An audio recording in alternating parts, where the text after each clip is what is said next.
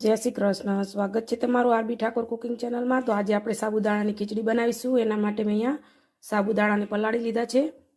સાબુદાણાને 7 થી 8 કલાક માટે પલાળવા જરૂરી છે. 7 થી 8 કલાક પલાળો એટલે સરસ પલળી જાય છે. તમે જોઈ શકો છો મારા સાબુદાણા સરસ પલળી ગયા છે. હવે આપણે મેં અહીંયા કુકરમાં બટેકા બાફવા મૂકી દીધા છે અને હવે આપણે 2 ટામેટા કાપી લઈશું. અહીંયા આપણે ટામેટાને ઝીણા કાપી લેવાના છે.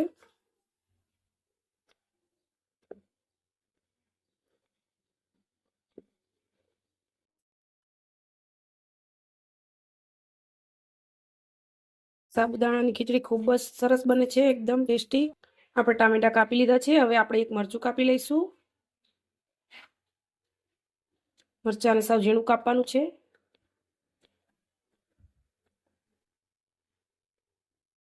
અહીંયા આપણે કાળા મરી લઈ લીધા છે, એને પણ ખાંડી લઈશું ઝીણા. સરસ ખાંડી લેવાના છે ઝીણા સાવ. આપણે સરસ ખાંડી લીધા છે કાળા મરીને. તો હવે આપણે અહીંયા બાફેલા બટેકા છે એને આપણે કટ કરી લઈશું. આપણે બટેકાને આ રીતે કટ કરવાના છે. થોડા મોટા જ રાખવાના છે ટુકડા, નાના નથી કરવાના. આ રીતે બને ત્યાં સુધી મોટા ટુકડા જ રાખશું આપણે, જેથી કરીને અંદર ભાંગી ના જાય. આ રીતે બધા બટેકાને આપણે કાપી લઈશું. આ રીતે આપણે બધા બટેકાને કાપી લીધા છે. મોટા ટુકડા જ કરવાના, નાના નહીં કરવાના, નહીંતર ખીચડીની અંદર સાવ ભાંગી જશે. ચલો હવે આપણે બનાવવાનું શરૂ કરીએ.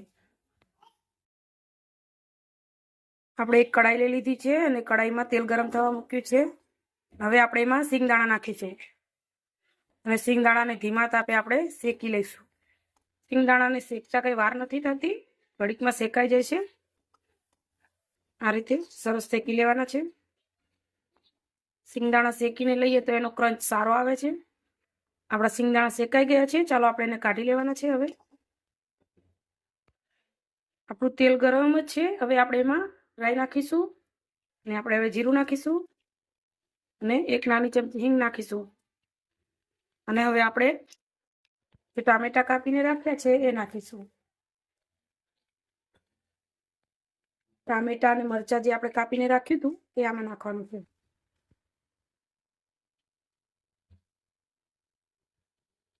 બધું સરસ આપણે હલાવી લઈશું.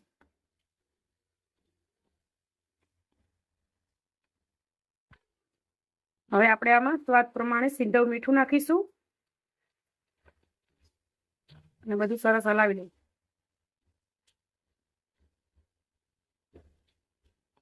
જો હવે આપણે આમાં એક નાની ચમચી હળદર, એક નાની ચમચી લાલ મરચું અને એક નાની ચમચી ધાણા જીરું નાખીશું. બધું સરસ મિક્સ કરશું. તમારે જો લાલ મરચું ના નાખવું હોય તો તમે સ્કીપ કરી શકો છો, પણ હું અહીંયા લાલ મરચું નાખી રહી છું. આપણા ટમેટા ચડી ગયા છે. હવે આપણે આમાં બટેકા નાખીશું.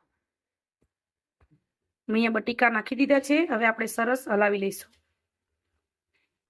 હવે આપણે આમાં કાળા મરીનો પાવડર નાખીશું. આપણે જે કાળા મરી ખાંડીને રાખ્યા હતા એ નાખીશું. બધું સરસ હલાવી લઈશું.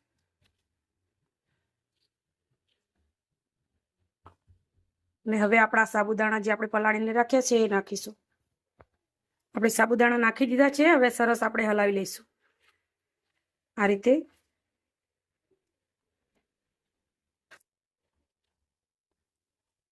જો તમે મારી આ રીતે સાબુદાણાની ખીચડી બનાવશો તો એકદમ છૂટી છૂટી બનશે, બિલકુલ ચોટશે નહીં. આપણે બધું સરસ હલાવી લીધું છે. હવે આપણે એને ઢાંકીને 5 મિનિટ માટે રહેવા દઈશું. આપણી ખીચડી સરસ થઈ ગઈ છે અને 5 મિનિટ થઈ ગયા છે. હવે આપણે જે સિંગદાણા ફ્રાય કરીને રાખ્યા છે એ નાખીશું અને સરસ હલાવી લઈશું.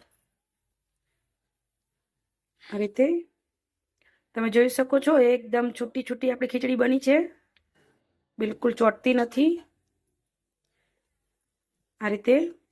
અને જો તમારે અહીંયા ખાંડ નાખવી હોય તો 1 ચમચી ખાંડ નાખી શકો છો, જો તમને ગળ્યું ભાવતું હોય તો, પણ હું અહીંયા નથી નાખી રહી. અને હવે આપણે આમાં અડધું લીંબુ નીચોવીશું.